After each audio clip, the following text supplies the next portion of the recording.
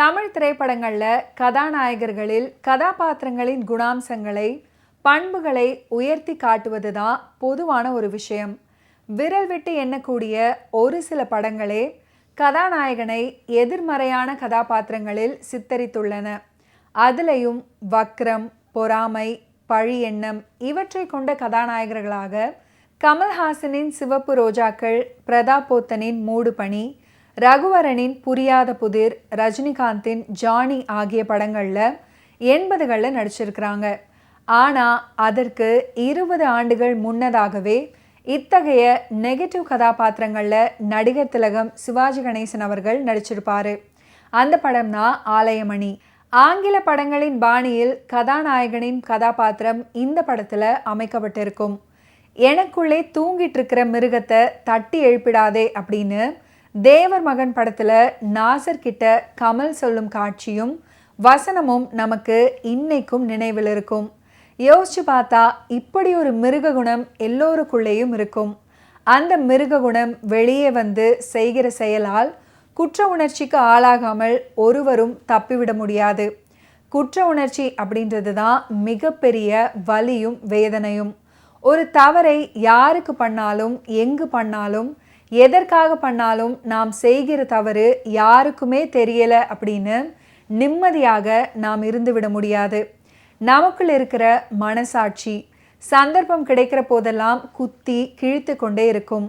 இந்த உளவியல் சிக்கலை வைத்துக்கொண்டு நட்பையும் காதலையும் சேர்த்து ஓங்கி ஒலிக்க செய்ததுதான் ஆலயமணி திரைப்படம்.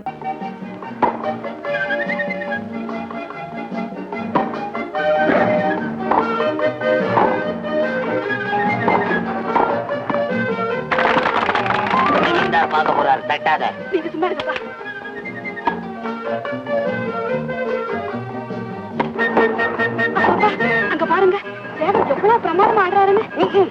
குதிரைக்காரப்ப யார் ஆட்டம் ஒரு ஆட்டம். இன்னும் குதிரை எழுக்கிற மாதிரி அங்கச்சியும் சேகரும் ஒரே காலேஜில் படிக்கிறாங்களே, விட்டு கொடுத்துக்குவாங்களா? சேகர்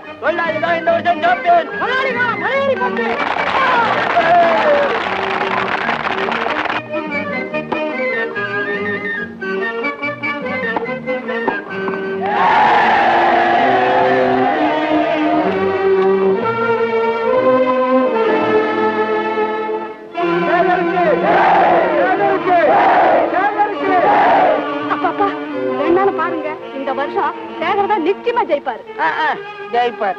ஜமீன்தார் பணத்திலேயே படிச்சுட்டு அவர் ஏன் ஜெயிக்கிறது? இவன் யோகியனா இருந்தா தோத்து போகணும், அதுதான் நியாயம். முதலாளி ஆட்டமே ஆட்டம், வந்து பிஞ்சு போச்சு.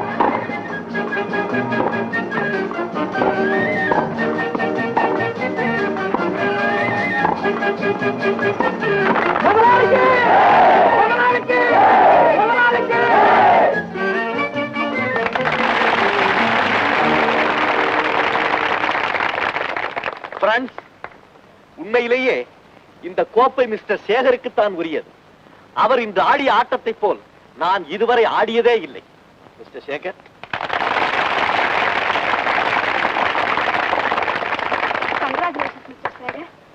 ஓ பிரேமா, உனக்கு சேகர தெரியுமா? ஏன் தெரியாது? 2 பேரும் ஒரே காலேஜில் தானே படிக்கிறாங்க. தம்பி பங்களாக்கு போலாம், குதிரைக்கார பையன் கிட்ட பேசிக்கிட்டு. நீங்கள் எல்லோரும் போங்கள், நான் வருகிறேன். சேகர், நீ முதலில் ஆடிய ஆட்டத்திற்கும் பிறகு ஆடிய ஆட்டங்களுக்கும் எவ்வளவு வித்தியாசம்? ஏன் அப்படி? முதல் ஆட்டத்துல நீங்க தோற்று போன உடனே உங்க முகத்தை நான் பார்த்தேன். மறுபடியும் கோபமா ராக்கெட்டை வீசி எரிஞ்சதையும் கவனிச்சேன். இவ்வளவு பெரிய கூட்டத்துக்கு இடையில தோல்வியை உங்களால தாங்கிக்க முடியாதுன்னு எனக்கு நிச்சயமா தெரிஞ்சு போச்சு. அதனாலதான். உண்மைதான் சேகர், உண்மைதான். என்னிடம் கொஞ்சம் கூட பழகாத நீ என் மனதை எவ்வளவு எளிதாக புரிந்து கொண்டான். உண்மையிலேயே எனக்கு ஒரு சகோதரன் இருந்தால் கூட இப்படி விட்டுக் கொடுத்திருக்க மாட்டான். இனிமேல் நீதான் என் சகோதரன். வா, என் வீட்டுக்கு போகலாம். PSV பிக்சர்ஸ் பேனரில் நடிகர் PS வீரப்பா தயாரித்து இயக்குனர் K சங்கர் இயக்கிய மாபெரும் வெற்றி படம் ஆலயமணி. அவர் ப்ரொடியூஸ் பண்ண படங்கள்லேயே மாபெரும் வெற்றியை தந்த படம் அப்படின்னு ஆலயமணி படத்தை சொல்லலாம். அதுக்கப்புறம் இந்த படத்தை ஹிந்தியில் திலீப் குமார் நடிப்பில் ஆத்மி அப்படின்ற பெயரால் தயாரித்தார் வீரப்பா. ஆனால் தமிழில் சிவாஜி அவர்கள் SSR காட்டிய அழுத்தத்தை ஹிந்தியில் காட்ட முடியாததால படம் தோல்வி கண்டது. ஆனால் தமிழை பொறுத்தவரை 60 ஆண்டுகளாகியும் இன்னைக்கும் டான் டான் அப்படின்னு ஆலயமணியின் வெற்றிமணி ஒலிக்கிறது. 1962 வருடம் சிவாஜி கணேசன் அவர்கள் மற்றும் சரோஜா தேவி இவர்கள் இருவரது புகழையும் தக்க வைத்து கொண்ட ஒரே படமாக ஆலயமணி திரைப்படம் அமைந்தது. தமிழ் சினிமாவுக்கு முற்றிலும் மாறுபட்ட ஆங்கில பாணி திரைப்படம் இது. மனவக்கரம் நிறைந்த தியாகராஜன் அப்படின்ற புதுமையான வேடம் சிவாஜி அவர்களுக்கு மட்டுமல்ல, கோலிவுட்டுக்கும் புதுமைதான். PS வீரப்பாவின் புகழ் பாடிய ஒரே சாதனை தயாரிப்பு ஆலயமணி திரைப்படம். K. சங்கர் ஏற்கனவே ஒரே வழி, கைராசி அப்படின்ற 2 வெற்றி திரைப்படங்களை இயக்கிய இவருக்கு சிவாஜி அவர்களுடைய நடிப்பில் இந்த படத்தை இயக்கும் வாய்ப்பு கிட்டியது. அதனை தவறவிடாமல் படத்தை நேர்த்தியாக இயக்கியிருந்தார். ஆலயமணியின் வெற்றி சங்கரை நட்சத்திர டைரக்டர் ஆக்கியது. உன்னுடைய அன்பையும் நட்பையும் பெறதுக்கு நான் அப்படி என்ன செய்துட்டேன்? டென்னிஸ் ஆட்டத்துல உன்னுடைய மனநிலையை புரிஞ்சுக்கிட்டு விட்டு கொடுத்ததுக்காக என்கிட்ட இவ்வளவு வந்து செலுத்தணுமா? சேகர், டென்னிஸ் கோர்ட்ல எல்லாரும் என்ன பாராட்டினப்ப நான் வேற யாரையும் கவனிக்கல, உன் முகத்தை தான் பார்த்தேன். அந்த முகத்துல பொறாமை இல்ல, புன்னகை இருந்தது. ஆனா அதே ஆட்டத்துல நீ ஜெயிச்சு நான் தோல்வி அடைஞ்சிருந்தேன்னா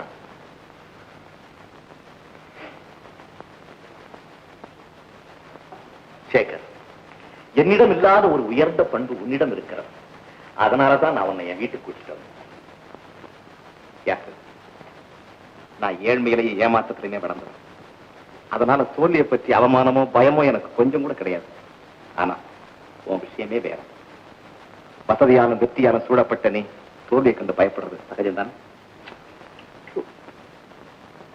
ஆனால் சேகர், எவ்வளவு பணம் இருந்தென்ன, எவ்வளவு வசதி இருந்தென்ன, தன்னலமில்லாத அன்பை நான் கண்டதில்லை, தாய் அன்பை நான் அறிந்ததில்லை. என் தந்தை சதா சீட்டாட்டம், குதிரை பந்தயம், நைட் கிளப்ஸ் இப்படியே காலத்தை கழித்து விட்டார். மாதத்திற்கு ஒரு முறை கூட என்னை அவர் பார்ப்பது அரிது. என்னை வளர்த்ததெல்லாம் சர்வன்ஸ், பட்லர்ஸ், குதிரைக்காரன், கூலிக்கு மாரடிக்கும் சுயநல கும்பல்.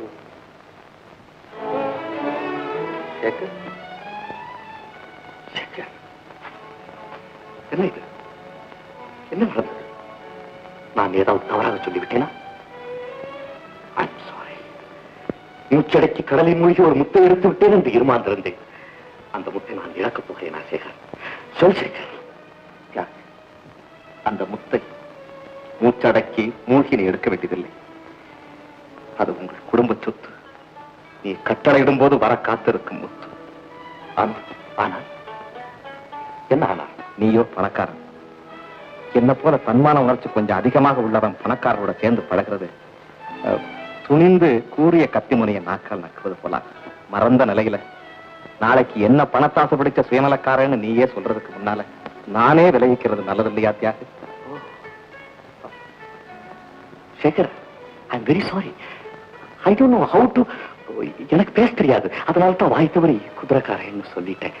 ப்ளீஸ் என்ன மன்னிச்சிடு சேகர். தியாக, ஆமா சேகர், உன் சொந்த சகோதரன் மன்னிக்கிறது போல என்ன மன்னிச்சிடு. கோடி கோடியா பணம் இருக்கு சேகர், கோடி கோடியா பணம் இருக்கு. இருந்தாலும் நான் ஒரு பிச்சைக்காரன், தூய அன்புக்காக ஏங்கும் பிச்சைக்காரன்.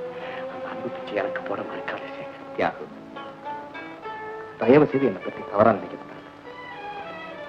நாம 2 பேரும் தூரத்து நண்பர்களாகவே இருப்போம்.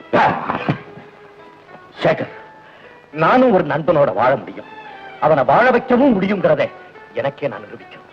அதுக்கு ஒரு சான்ஸ் கொடு. வித்தியா, உனக்காக இல்லாவிட்டால் எனக்காக நீ இங்கே தங்க. சரி சொல் சேகர். சேகர், சரின்னு சொல்லு.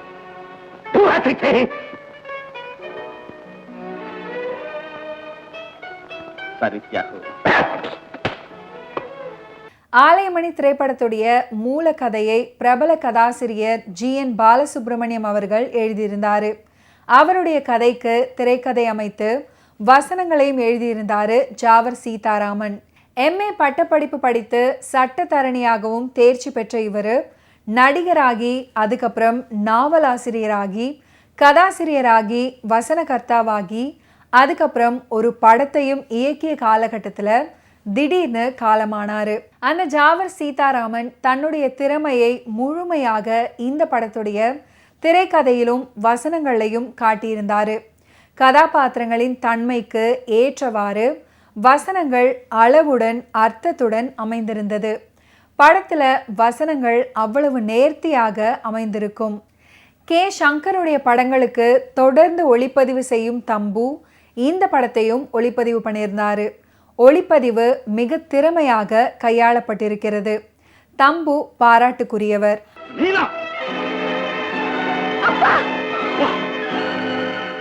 அப்பா இல்ல, உங்களை கொல்ல போற யமன். எனக்கு தெரியாம இந்த பார்வதி அவன் கூட நெருங்கி பழகி இருக்கா, அவனை கல்யாணமும் பண்ணிக்கிட்டு இருக்கா. இதை நீங்க ரெண்டு பேருமா சேர்ந்து கிட்ட மறைச்சு வச்சு இல்ல அந்த ஆட்கொண்டான் வீட்டுக்கு அனுப்பி வச்சிடலாம். அவன் என்ன சொன்னா தெரியுமா? எஸ்டேட் கணக்கு பிள்ளை உனக்கு மானவே இல்லடா, மரியாதை இல்லடா. உனக்கு என் மகன் ஒத்தந்தால மாப்பிள்ளை, ஊரெல்லாம் உனக்கு மாப்பிள்ளைக்கு தான் சொன்ன. இந்த வார்த்தைகள் கேட்கறதுக்கு தான் ஒண்ணு நான் பெற்றேன். வா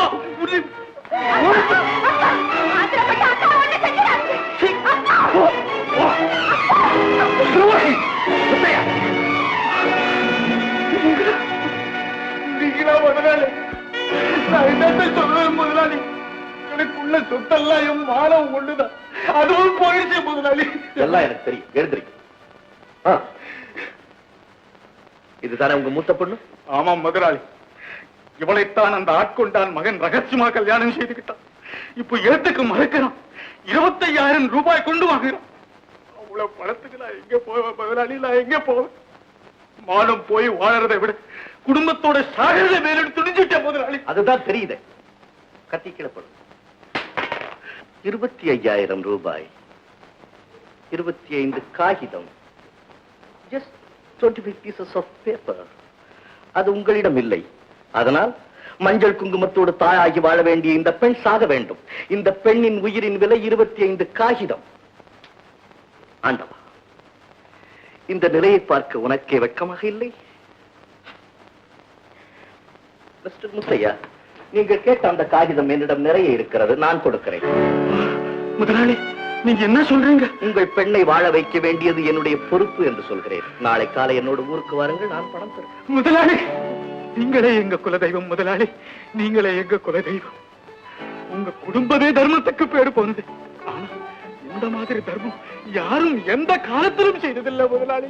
மிஸ்டர் முத்தையா, புகழ்ச்சியை நான் விரும்பாதவன். முதலில் உங்கள் பெண்ணின் வாழ்வு மலரட்டும். கவிஞர் கண்ணதாசன், மெல்லிசை மன்னர் விஸ்வநாதன் ராமமூர்த்தி வெற்றி கூட்டணி இந்த படத்திலையும் தொடர்ந்தது. மெல்லிசை மன்னர்களான விஸ்வநாதன் ராமமூர்த்தி இசையில் கண்ணதாசன் எல்லா பாடல்களையும் எழுதியிருந்தார். எல்லா பாடல்களும் மிக பெரிய வரவேற்பை பெற்று இன்றைக்கும் எல்லோராலும் முணுமுணுக்கும் பாடல்களாக அமைஞ்சிருக்கு.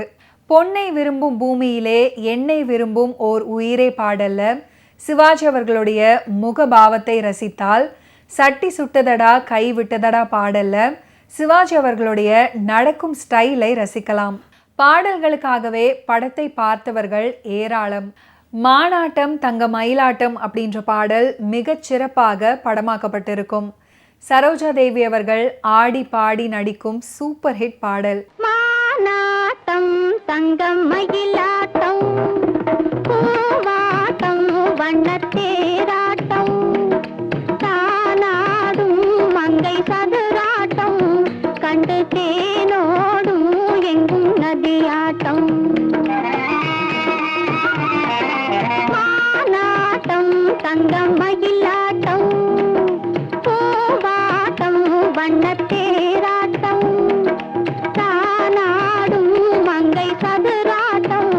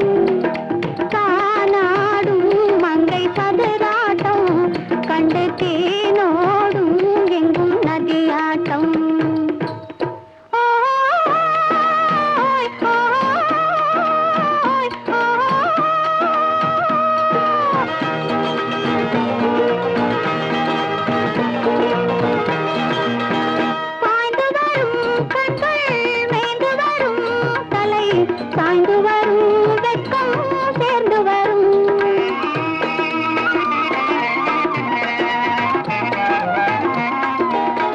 பாய்ந்து வரும் கண்கள் மேய்ந்து வரும் தலை சாய்ந்து வரும் வெட்கம் சேர்ந்து வரும் ஆடி வரும் வெள்ளம் பாடி வரும் பெண்ணை தேடி வரும் இன்பம் கோடி பெறும் மானாட்டம் தங்க மயிலாட்டம் பூவாட்டம் வண்ணத்தேராட்டம் தானாடும் மங்கை சதுராட்டம் கண்டு தேனோடும் எங்கும் நதியாட்டம் ஓ